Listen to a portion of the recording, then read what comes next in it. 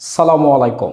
যারা মালয়েশিয়া আসার জন্য অলরেডি দালালদের হাতে পাসপোর্ট টাকা জমা দিয়েছেন তাদের জন্য ব্যাড নিউজ। আর যারা এখনও পর্যন্ত দালালের হাতে পাসপোর্টও দেন নাই, টাকাও দেন নাই, সেই সকল বাংলাদেশি ভাইদের জন্য একটি গুড নিউজ। ভিডিওটি যদি আপনি কন্টিনিউ দেখেন তাহলে এখান থেকে আপনি হয়তোবা বেঁচে যেতে পারেন, যে দালালের খপ্পর থেকে আপনি হয়তোবা বেঁচে যেতে পারেন। আর যে সকল ভাইয়েরা অলরেডি পাসপোর্ট জমা দিয়েছেন দালালের হাতে, সে সকল ভাইয়েরা একটু হয়তোবা সরকির মতো ঘুরবে। Bangladesh overseas employment and services limited বুয়েসেল, প্রবাস কল্যাণ ও বৈদেশিক কর্মসংস্থান মন্ত্রণালয়, সেখানে স্পষ্ট তারা বলেছে যে বাংলাদেশ থেকে মালয়েশিয়া কর্মী প্রেরণ বন্ধ। সেখানে দেখতে পেলেন যে বাংলাদেশ থেকে কর্মী বর্তমানে স্থগিত রয়েছে। কলিং বিষয়টা, অন্তত কলিং বিষয়টা বর্তমান কিন্তু বাংলাদেশ থেকে বন্ধ রয়েছে।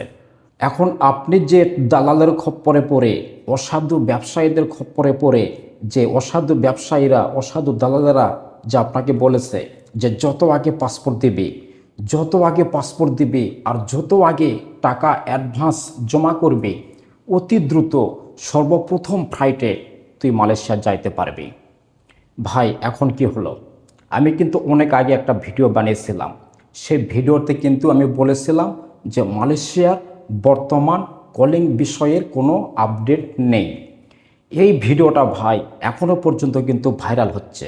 যতগুলি কমেন্ট আসতেছে তার ভিতরে কিছু সংখ্যক বাজে বাজে লোকেরা ব্যাড কমেন্ট করতেছে, আবার কিছু সংখ্যক মানুষেরা বলতেছে যে না ভাই, কথাটা ঠিকই আছে, যে এখনও পর্যন্ত মালয়েশিয়া কোনো আপডেট, কলিং বিষয়ে কোনো আপডেট নেই।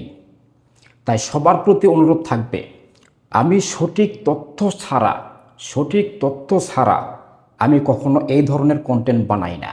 যেহেতু আমি একজন প্রবাসী, আমি যখন মালয়েশিয়াতে আসি সে সময় আমি কিন্তু ভাই চরকি ঘুর্মি পাকের ভিতরে পড়ছিলাম।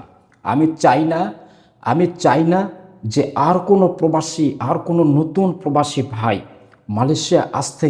মালয়েশিয়া আসতে যেন চরকির মতো না ঘরে। আমি একজন মধ্যবিত্ত ঘরের ছেলে পেলে, টাকা পাসপোর্ট দালালের খপ্পরে দিয়ে পাসপোর্ট আমি পাইছিলাম না।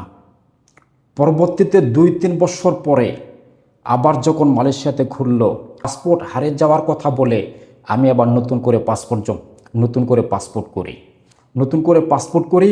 যখন মালয়েশিয়া থেকে একটা ডেলিগেট যায়, আমি শুধু সবসময় লক্ষ্য রাখতাম যে মালয়েশিয়া থেকে ডেলিগেট কবে আসবে বাংলাদেশে। সেই ডেলিগেটে আমি উপস্থিত হব। সরাসরি মালয়েশিয়া থেকে যারা যাবে ডেলিগেট নেওয়ার জন্য, তাদের সঙ্গে তাদের ইন্টারভিউতে যদি আমি টিকি তাহলে আমি নিশ্চিত মালয়েশিয়া ঢুকতে পারবো। হ্যাঁ, কথা যা কাজে তাই। কিছুদিন পরে একটা নিউজ পেলাম যে অমুক তারিখে বাংলাদেশে ডেলিগেট আসতেছে। সেই ডেলিগেটে আমি উপস্থিত হলাম এবং ইন্টারভিউ দিলাম। যেহেতু আমার ভাষা সব জানা ছিল, আমি ব্রুনাইতে এর আগে বিদেশ করেছি, যার জন্য আমার কাছে একটু সুবিধা হয়েছিল। সরাসরি কোম্পানির সঙ্গে আমি ইন্টারভিউতে কথাবার্তা বলে তখন আমি নিশ্চিত হলাম যে না, আমি এবার মালয়েশিয়া যাইতে পারবো। তারপরের দিনে আমার মেডিকেল, 5-15 দিন পরেই আমি ভিসা পেয়ে গেলাম। 1 মাসের ভিতরে আমি মালয়েশিয়া চলে আসলাম। আপনি যদি এই নিয়মে মালয়েশিয়াতে আসেন তাহলে আপনি অতি দ্রুত আসতে পারবেন।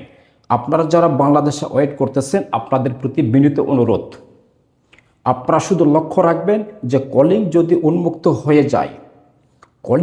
উন্মুক্ত হয়ে যায়, আপনারা যোগাযোগ রাখবেন যে কোন তারিখে মালয়েশিয়া থেকে ডেলিগেট যাবে বাংলাদেশে। সরাসরি কোম্পানি ইন্টারভিউ নিয়ে, তারপরে যদি আপনি ইন্টারভিউতে টিকেন, আপনি 15 দিন 1 মাসের ভিতরে মালয়েশিয়া ঢুকতে পারবেন। সবার প্রতি বিনীত অনুরোধ থাকবে, এই মুহূর্তে মালয়েশিয়া কলিং বর্তমানে বন্ধ। অযথা অসাধু দালালের খপ্পরে পড়ে কেউ পাসপোর্টটা হাতছাড়া করবেন না।